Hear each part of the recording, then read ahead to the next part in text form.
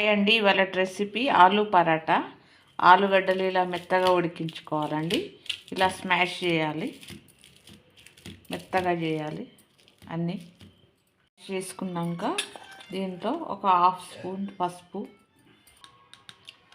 ఒక స్పూన్ జీలకర్ర, మీ రుచికి సరిపడా సాల్ట్ వేసుకోండి.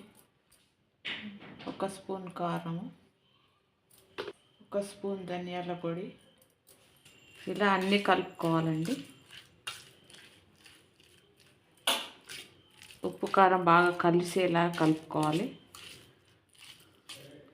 ఈ విధంగా కలుపుకోవాలండి, ఉప్పు కారం కలిసేలా పోసుకోవాలండి. ఆయిల్ వేడెక్కాక ఆవాలు వేసుకోవాలి.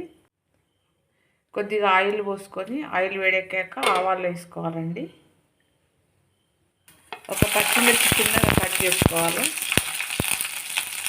కొద్దిగా కొత్తిమీర చిన్నగా కట్ చేసుకొని వేసుకోవాలండి. ఆయిల్లో ఫ్రై చేసుకోవాలి.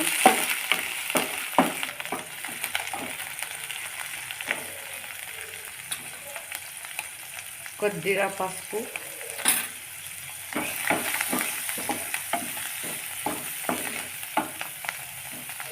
కొద్దిగా ఫ్రై అయ్యాక కొత్తిమీర, ఆలు వేసుకోవాలండి. ఇప్పటిదాకా మనం కలిపి పెట్టిన ఉప్పు కారం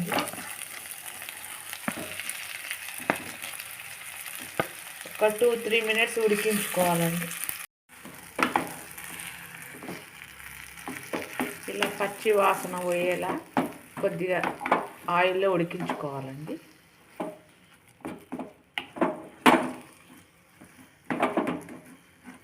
పెట్టుకొని ఒక 2 మినిట్స్ వేడెక్కాక స్టవ్ ఆఫ్ చేసుకోవాలండి. చపాతీ పిండిలా కలుపుకొని ఇలా చిన్న చిన్న ముద్దలు చేసుకోవాలండి.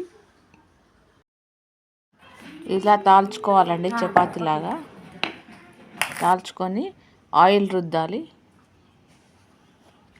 ఆయిల్ రుద్దేసి మొత్తం చపాతీ మొత్తం రుద్దాలి. ఆయిల్ రుద్దాక ఆలు కర్రీ చపాతీ పైన పెట్టుకోవాలండి. మొత్తం నిండా రావాలి చపాతీ చుట్టూ.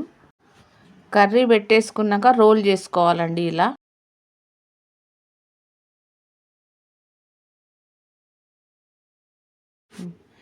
చాకుతోని ఇలా పీసెస్ కట్ చేసుకోవాలండి.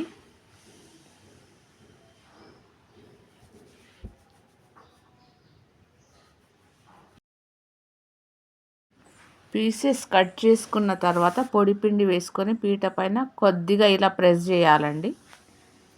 చుట్టూ పొడిపిండి వేసి ప్రెస్ చేయాలి. అలా ఉంటుంది ప్రెస్ చేస్తే.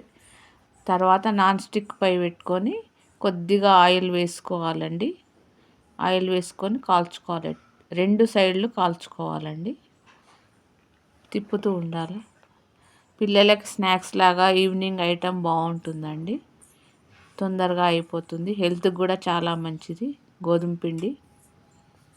ఈ వీడియో చూసి అందరూ సబ్స్క్రైబ్ చేసుకోండి. ఈ వీడియో చూసి మీరు కూడా ఇలాగే చేసుకొని. Thank you.